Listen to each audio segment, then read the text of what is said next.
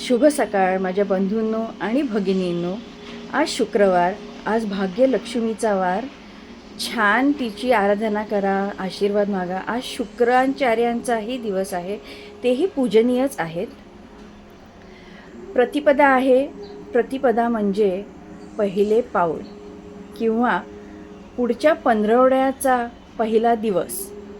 तसेच नक्षत्र आहे रोहिणी. रोहिणी नक्षत्र हे चंद्रदेवांचे आवडते नक्षत्र बरं का. आणि ह्याच्यामध्ये क्रिएटिव्हिटी म्हणजे हे क्रिएटिव्हिटी आणि ग्रोथचं कारक आहे हे नक्षत्र, म्हणजेच वाढीशी संबंधित आहे. तर आज शुक्रवारी आपण काय करू शकतो? आपल्या स्वतःला सुंदर ठेवा, छान ठेवा.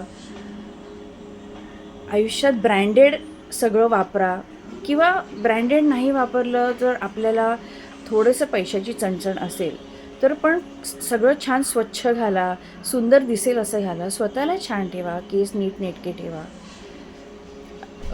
ज्या स्त्रिया आहेत त्यांनी छान मेकअप करा. सो हे बरेचशा ज्या टिप्स आहेत ह्या शुक्रवारी आपण त्याचा उपयोग करून आपली फ्रिक्वेन्सी आपण अपग्रेड करू शकतो. म्हणजे आपल्याला जे धनसंबंधित इश्यू आहेत ते कमी होतील आणि आपल्या पैशांमध्ये पण वाढ होऊ लागते. तर आपण काय काय करू शकतो? आणि जर तुमचा जन्म शुक्रवारी झाला असेल किंवा जर तुमची जन्मतारीख 6 असेल, 15 असेल, 24 असेल तर नक्की मला संपर्क करा. आपण अजून आपल्या वेगवेगळ्या ज्या जीवनातील महत्त्वाच्या गोष्टी आहेत किंवा जे क्षेत्र आहेत, मग ते अभ्यासाचे आहेत, करिअरचे आहेत, नोकरी, पैसा, बिझनेसचं क्षेत्र आहे, किंवा आपली रिलेशनशिप आहे, किंवा आपली हेल्थ आहे. तर ह्यासंबंधी तुम्हाला काहीही चौकशी करायची असेल स्वतःबद्दल, कुठेही अडचणी येत असतील तर अजिबात घाबरायचं नाही. आपल्या पुराणांमध्ये, शास्त्रामध्ये ह्या सगळ्याचे उपाय आहेत. ते अतिशय काम करतातच. तर तुम्हाला जर माहिती हवी असेल तर मला संपर्क करा, मला मेसेज करा आणि आपण नक्कीच ह्याबाबत काहीही मार्ग काढूच शकतो. सगळं ज्ञान आपल्या शिवभगवाननी पार्वती आईला दिलेलं आहे.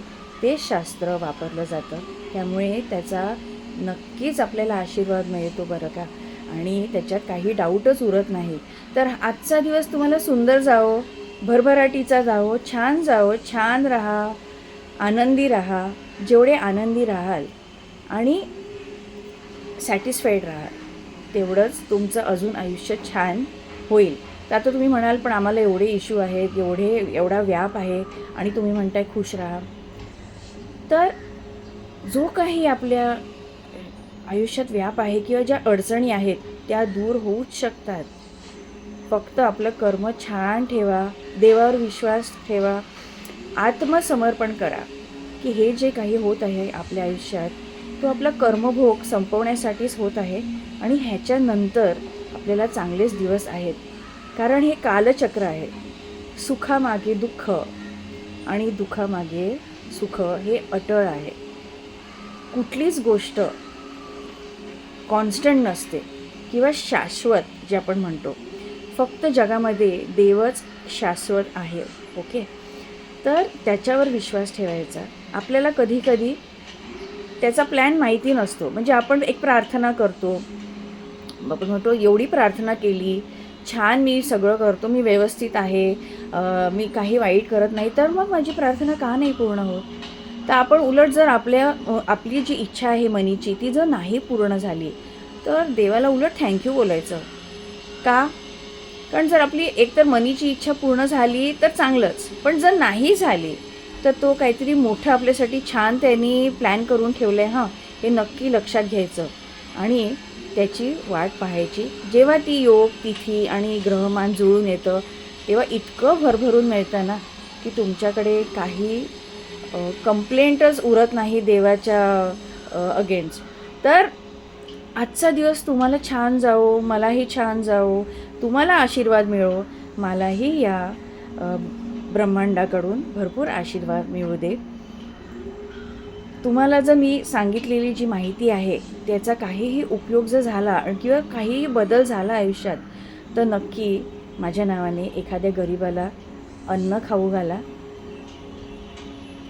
तीच माझी फी असं समजा. हां, आणि आता मी तुमचा निरोप घेते. पुन्हा आपण भेटूया एक छान माहितीसह. ओम नमो भगवते वासुदेवाय. धन्यवाद.